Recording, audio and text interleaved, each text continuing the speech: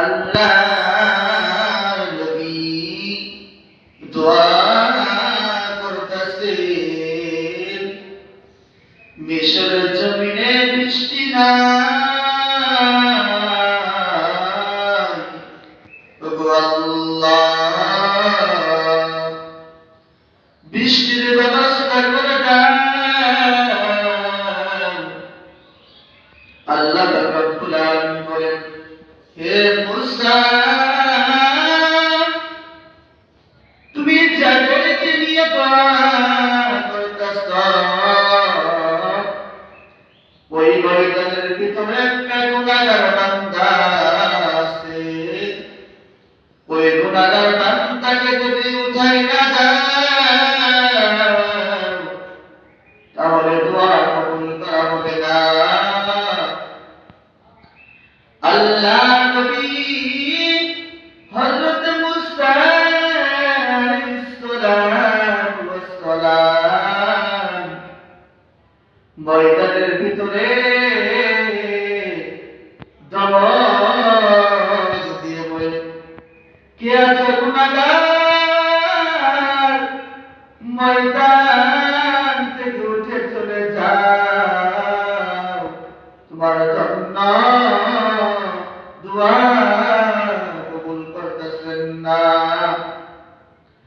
আল্লাহর বান্দা গুনাহগার থমকে গেল,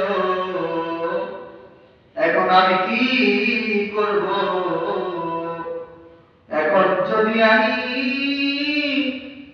ময়দান থেকে উঠে চলে যাই তাহলে আমাকে সবাই বলবে আমি পাপী বান্দা,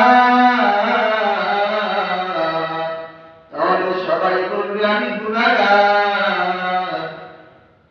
এখন যদি আমি ময়দানে চোখের পানি ছেড়ে কান্নাকাটি করি তাহলে সবাই বলবে আমি গুনাহগার। সুতরাং ওঠার কোনো কায়দা নাই, চোখের পানি ছাড়া কোনো কায়দা নাই। আল্লাহর বান্দা গুনাহগার অনেক চিন্তায় পড়ে গেলেন। তারপরে আল্লাহর বান্দা গুনাহগার বলতেছেন, আমি 40টি বছর গুনাহ করি, কোনদিন তুমি বৃষ্টি বন্ধ করো নাই, কোনদিন তুমি বাতাস বন্ধ করো নাই, কোনদিন তুমি সূর্যের আলো বন্ধ করো নাই। আল্লাহ ও তার মালিক আল্লাহ, আমি 40টি বছর গুনাহ করেছি, আমার গুনাহের খবর আমার ছেলে মেয়ে জানে না। যদি আমার গুনাহের খবর আমার ছেলে মেয়ে জানতো তাহলে আমাকে কোনোদিন আব্বু বলে ডাকতো না। যদি আমার গুনাহের খবর আমার মা আমাকে জানতো তাহলে আমাকে কোনোদিন সন্তান বলে দাবি করতো না, তাহলে আমাকে কোনোদিন বাড়িতে থাকতে দিত না।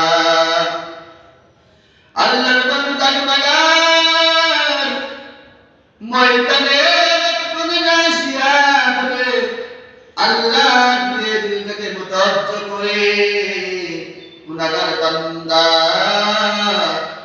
গভীর মনোযোগ দিয়া বলতেছিল, তার মালিক আল্লাহ,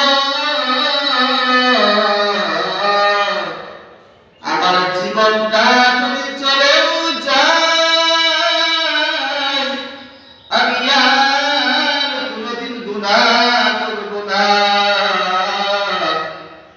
ওগো আল্লাহ, আমি 40টি বছর গুনাহ করেছি, তুমি কোনোদিন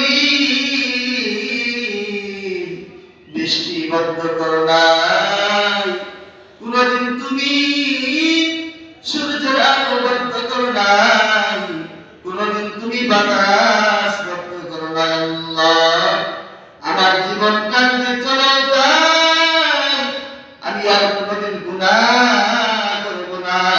তোমার কাছে খাঁটি অন্তরে তওবা করি আল্লাহ।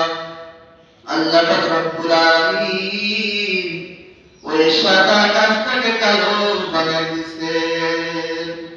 শুধু তাই নয়, সঙ্গে সঙ্গে আল্লাহ পাক রব্বুল আলামিন বৃষ্টি দিয়ে দিয়েছেন জমিনে। আল্লাহ নবী মুসা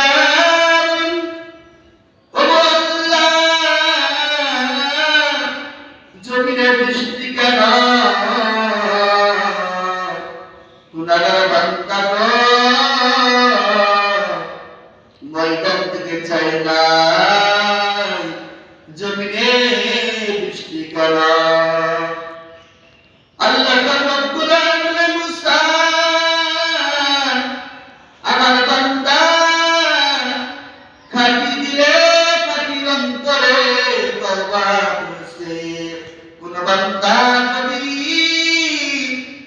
আমার কাছে খাঁটি অন্তরে খাঁটি দিলে তওবা করে, আমি আল্লাহ আমার বান্দাকে মাফ করে দেই। বলুন সুবহানাল্লাহ। সুবহানাল্লাহ।